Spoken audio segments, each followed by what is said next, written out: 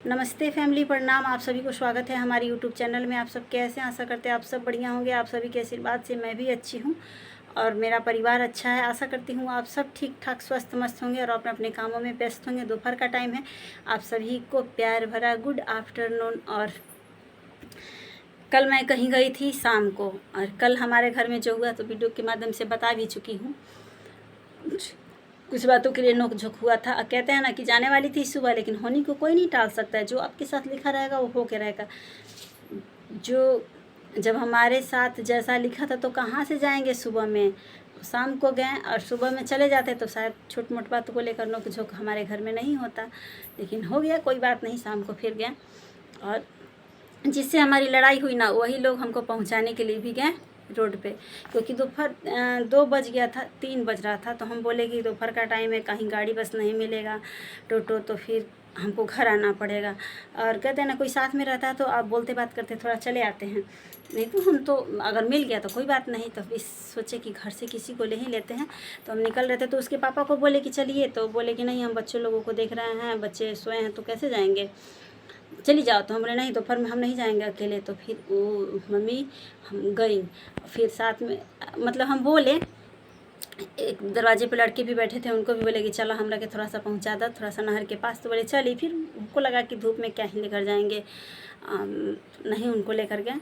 फिर वो गई और हम वहाँ से स्टैंड में से टोटो को बुला कर लाई, वो बैठाई, फिर वो घर आई और फिर हम। तो कहते हैं ना कि लड़ाई अपने से ही होता है और बातें अपने से भी बनती है। जितना अपना दर्द समझ सकता है उतना गैर दर्द कभी नहीं समझेगा। दर्द तो मजाक बना देगा और हवा में उड़ा देगा, क्योंकि उन लोग गैर बस सोचता है, मौका देकर चौका मारता है। कब तुम गिरो कि हम धम आए, कब तुम्हारे पे दुख भी पता है कि हम खिलखिलाएं। तो ऐसा नहीं है, कष्ट तकलीफ सबके ऊपर आता है और किस्मत का लिखा जोखा है। और दुख से घबराना नहीं चाहिए, सुख से इतराना नहीं चाहिए। और ये जीवन है, सुख दुख लगा रहेगा, जो किस्मत में लिखा रहेगा होना ही रहेगा। लड़िए अपने से, झगड़िए अपने से। हाँ, मेरे में ये आदत है कि लड़ती हूँ मैं अपने से ही, लेकिन झगड़ती हूँ, लेकिन सटती हूँ तो अपने ही से सटती हूँ, ये नहीं कि गैरों से सटती हूँ। अपने साथ से माथा फोड़ा फोड़ल हो गया और दूसरों से जाकर के कहती हूँ कि माँ जी हमारा माँ जी है। तो आज तक इतना दिन हो गया हम किसी को माँ जी टाजी नहीं कहते हैं। किसी को दंड प्रणाम तो करबे नहीं करते हैं, तो माँ जी कहेंगे। और किसी को हेल्प के लिए नहीं जाते हैं कि हमको हमरा के तनी हई बता दी, तो हमरा के हई बता दी। भगवान ने मुझे बहुत थोड़ा सा रंग रूप भले ही हमारा बेकार है, मैं उतनी खूबसूरत भगवान हमको नहीं बनाया है, लेकिन लुर बुद्धि में मुझे किसी चीज़ की, किसी की मदद लेने की ज़रूरत नहीं है। हमारे माँ बाप ने मुझे संस्कार और बुद्धि बहुत ज़्यादा दिए हैं। किसी भी हुनर के लिए मुझे किसी के पास जाने की ज़रूरत नहीं पड़ेगी और हमने सब कुछ सीखा है। ऐसा भी नहीं, जितना ज़रूरत था उस टाइम मैं पढ़ी लिखी भी हूँ। ऐसा नहीं कि अनपढ़ गंवार लिख लोढ़ा नहीं हूँ कि मुझे कोई समझाने, मुझे कोई बताने, मुझे कोई सिखाने है कि रास्ता कैसे चलना है बाबू, घर में आपको कैसे रहना है बाबू, ये चीज़ नहीं। और हमारे घर में कोई फरियाने और पंचायती करने के लिए भी नहीं आता है, नहीं तो उसको भी धो डालेंगे।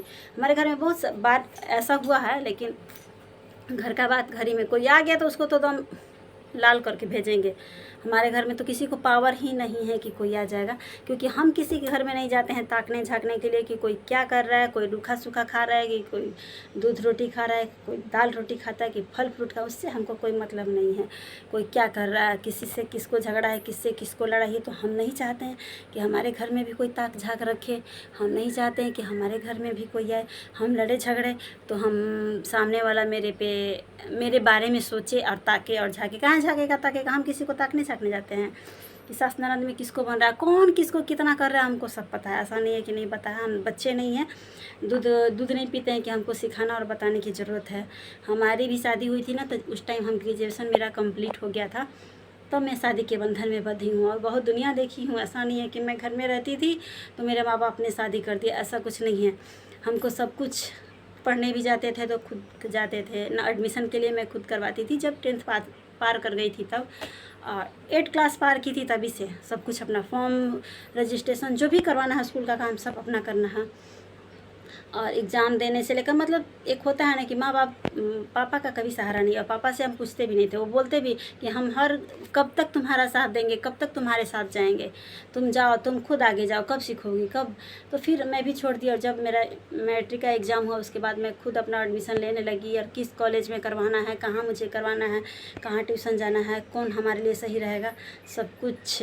और ग्रेजुएशन कंप्लीट होने से पहले ही मैं साइड से ये सब भी काम कर, लड़की हूँ तो लड़की वाला भी हुनर हमारे अंदर होना चाहिए, है ना। ऐसा नहीं है कि बस पढ़ाई ही करना है हमको, डॉक्टर इंजीनियर। आजकल की लड़कियों ये गुमान में है ना कि हम पढ़ा था नहीं तो हम कुछ ना कर पारे। हमको पता है कि सब पढ़ता, हम भी पढ़ रहे थे बाबू, लेकिन जब मैट्रिक का एग्ज़ाम दिए थे ना तो उसके बाद हम सिलाई सीखे थे। हाँ, क्यों सिलाई सीखे थे? क्योंकि मैट्रिक का एग्ज़ाम दिए थे तो थोड़ा सा हम लंबे हो गए थे, तो फ्रॉक पहन रहे थे, तो हमको अच्छा नहीं, मेरे में अच्छा नहीं लग रहा था। थोड़ा सा लंबे होने के बाद मम्मी कह रही थी कि अब सूट पहना करो। सभी लोग बोलते थे कि सूट पहनने के लिए, तो हम बोलते थे कि हम सूट टेलर में सिलवाएंगे, ऐसे वैसे, हमको सिलाई सीखना चाहिए।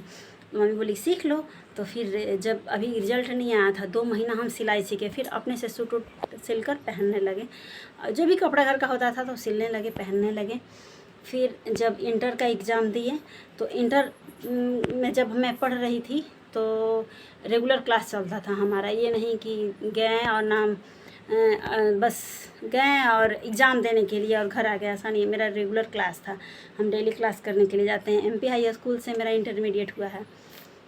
तो फिर उस समय ब्यूटिशियन का कोर्स किए थे, और ब्यूटिशियन का भी कोर्स किए हैं, तो ऐसा नहीं है कि सीखे और छोड़ दिए। उसमें से कोई भी कभी भी पूछिएगा तो फट से बता देंगे, क्योंकि 2-4 साल पहले पता है आप लोगों को कि हम बक्सर में अपना पार्लर खोले थे। और बक्सर में पार्लर खोलना इतना आसान नहीं है कि सब बक्सर में पार्लर खोल कर चला लेगा।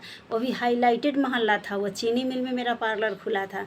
तो वहाँ पे कॉलोनी कैसा है, बस सर्विस वाला ही सभी लोग भरे हैं, छोटी जाति का कोई नहीं है। तो सभी लोग, वो चीनी मिल कहता ही कि वो हाईलाइटेड है, क्योंकि मोहल्ला वैसा मोहल्ला भी कहाँ है। हम लोग का भी मोहल्ला है छोटकी सारीपुर में, तो ऐसा कुछ नहीं है, सभी लोग भरे हैं। लेकिन यहाँ पे चीनी मिल में सब अच्छे अच्छे लोग भरे हैं।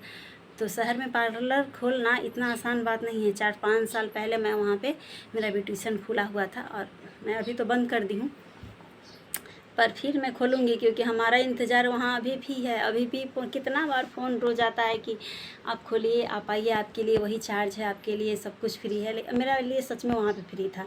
जहाँ मैं रहती हूँ अपना हाव भाव दिखा देती हूँ। ऐसा नहीं कि मैं सबके लिए दुश्मन ही नहीं बन जाती हूँ।